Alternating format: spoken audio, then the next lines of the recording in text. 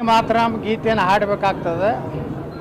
ಒಂದೇ ಮಾತರಮಕ್ಕೆ ಅಪಮಾನ ಮಾಡಲಿಕ್ಕೆ ಮತ್ತು ಈ ದೇಶದ ಪ್ರತಿಯೊಬ್ಬ ನಾಗರಿಕ ನಮ್ಮ ಭಾರತದ ಸ್ವಾತಂತ್ರ್ಯದ ಸಂದರ್ಭದಲ್ಲಿ ಅವನು ಗೌರವ ಸೂಚಿಸುವಂಥ ಸಾಮಾನ್ಯ ನಾಗರಿಕಂದು ಕರ್ತವ್ಯ ಇದೆ.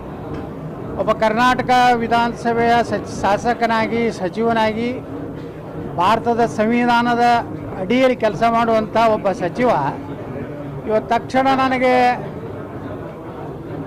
ನಾನು ಧ್ವಜಾರೋಹಣ ಮಾಡುವುದಿಲ್ಲ, ನಾನು ಒಂದೇ ಮಾತ್ರ ಹಾಡುವುದಿಲ್ಲ ಅನ್ನೋಂಥ ಉದ್ದೇಶದಿಂದ ಒಬ್ಬ ಮತಾಂಧ ವ್ಯಕ್ತಿ ಅನ್ನೋಂಥದ್ದು ಪ್ರೂವ್ ಆಗಿದೆ. ಅದಕ್ಕೆ ಡಿ ಕೆ ಶಿವಕುಮಾರ್ ಅವ್ರಿಗೆ ಏನಾದರೂ ಈ ದೇಶದ ಸಂವಿಧಾನ ಮತ್ತು ಈ ದೇಶದ ರಾಷ್ಟ್ರಧ್ವಜ ರಾಷ್ಟ್ರಗೀತೆ ಬಗ್ಗೆ ಗೌರವ ಇದ್ದರೆ ತಕ್ಷಣ ಸಚಿವ ಸಂಪುಟದಿಂದ ವಜಾ ಮಾಡಬೇಕು. ಯಾಕಂದರೆ ಇದು ಕೆಟ್ಟ ಚಾಳಿ ಬೆಳೀತದೆ. ಯಾಕಂದರೆ ಅವರು ಲೋಕಸಭೆಯಲ್ಲಿ ಸಹ ಕೆಲವೊಂದು ಮಂದಿ ನಾವು ಒಂದೇ ಮಾತ್ರ ಹಾಡೋದಿಲ್ಲ ತಾರೆ. ಮತ್ತು ಯಾರು ಒಂದೇ ಮಾತ್ರ ಹಾಡೋದಿಲ್ಲ, ಯಾರು ರಾಷ್ಟ್ರಕ್ಕೆ ಧ್ವಜಕ್ಕೆ ಗೌರವ ಕೊಡೋದಿಲ್ಲ, ಅವ್ರನ್ನ ಅವರ ಶಾಸಕ ಸ್ಥಾನ ಮಂತ್ರಿ ಸ್ಥಾನದಿಂದ ವಜಾ ಮಾಡಬೇಕು. ಸಂವಿಧಾನದಲ್ಲಿ ಒಂದು ಬದಲಾವಣೆ ತರಬೇಕು. ಡಾಕ್ಟರ್ ಬಾಬಾ ಸಾಹೇಬ್ ಅಂಬೇಡ್ಕರ್ ಬರೆದಂಥ ಸಂವಿಧಾನದಲ್ಲಿ ಅಪಮಾನ ಮಾಡಿದ್ರೆ ಅವರ ಶಾಸಕ ಸ್ಥಾನ ಮತ್ತು ಜೀವಾವಧಿಯವರೆಗೆ ಯಾವುದೇ ಚುನಾವಣೆಗೆ ಸ್ಪರ್ಧೆ ಮಾಡದಂಥ ಒಂದು ಸಂವಿಧಾನ ತಿದ್ದುಪಡಿ ಅವಶ್ಯ ಇದೆ ಈ ಜಮೀರ್ ಅಹಮದ್ ಖಾನ್ ಪ್ರಕರಣದಿಂದ ಅಂತ ಅನ್ನಿಸ್ತದೆ.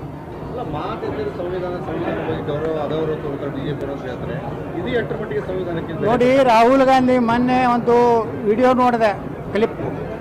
ಅದರಲ್ಲಿ ಭಾರತ ಸಂವಿಧಾನ ಪುಸ್ತಕ ನೆಲದ ಮೇಲೆ ಒಗೆದು ಅಪಮಾನ ಮಾಡಿದಂಥವ್ರು, ಅಂಬೇಡ್ಕರ್ ಅವ್ರನ್ನ ಲೋಕಸಭಾ ಚುನಾವಣೆ ಸೋಲಿಸಿದಂಥವ್ರು, ಅಂಬೇಡ್ಕರ್ ಅವರ ಫೋಟೋ ಸಹಿತ ಪಾರ್ಲಿಮೆಂಟ್ನಲ್ಲಿ ಹಾಕದಂಥವ್ರು, ಇವರು ಬಿ ಜೆ ಪಿಗಾಗಲಿ ಉಳಿದ ರಾಜಕೀಯ ಪಕ್ಷಗಳಿಗೆ ಪಾಠ ಕಲಿಸುವ ಅವಶ್ಯಕತೆ ಇಲ್ಲ.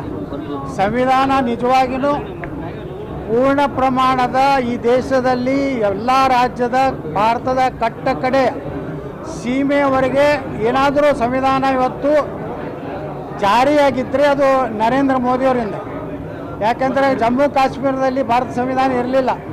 ಅಲ್ಲಿ ಆರ್ಟಿಕಲ್ 370 ಪ್ರಕಾರ ಭಾರತದ ಸಂವಿಧಾನದ ಯಾವುದೇ ಕಾನೂನುಗಳು ಅಲ್ಲಿ ಜಾರಿ ಮಾಡಲಿಕ್ಕೆ ಪಾರ್ಲಿಮೆಂಟಿಗೆ ಅವಕಾಶ ಇರಲಿಲ್ಲ. ಮತ್ತು ರಿಸರ್ವೇಷನ್ ಇರಲಿಲ್ಲ ಜಮ್ಮು ಕಾಶ್ಮೀರದಲ್ಲಿ. ಪರಿಶಿಷ್ಟ ಜಾತಿ ಪರಿಶಿಷ್ಟ ಪಂಗಡದವರು ಕೇವಲ ಪೌರ ಕಾರ್ಮಿಕರಾಗುವಂಥ ಅವಕಾಶ ಇತ್ತು.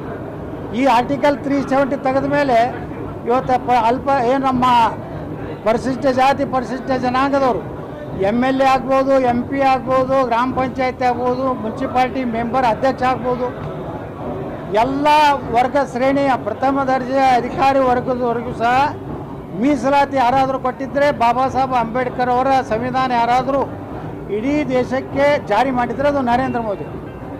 ಕಾಂಗ್ರೆಸ್ಸು ಯಾವಾಗಲೂ 370ರ ಪರವಾಗಿತ್ತು. ಅದು ಎಂದೂ ಭಾರತ ಸಂವಿಧಾನವನ್ನು ಕಾಶ್ಮೀರದಲ್ಲಿ ನಡೀಲಿಕ್ಕೇ ಕೊಟ್ಟಿರಲಿಲ್ಲ. ಹಂಗಾದರೆ ಯಾರು ಸಂವಿಧಾನ ವಿರೋಧಿ, ಯಾರು ಸಂವಿಧಾನ ಪರ ಅನ್ನೋಂಥದ್ದು ದೇಶದ ಜನರ ಮುಂದೆನೇ ಇದೆ.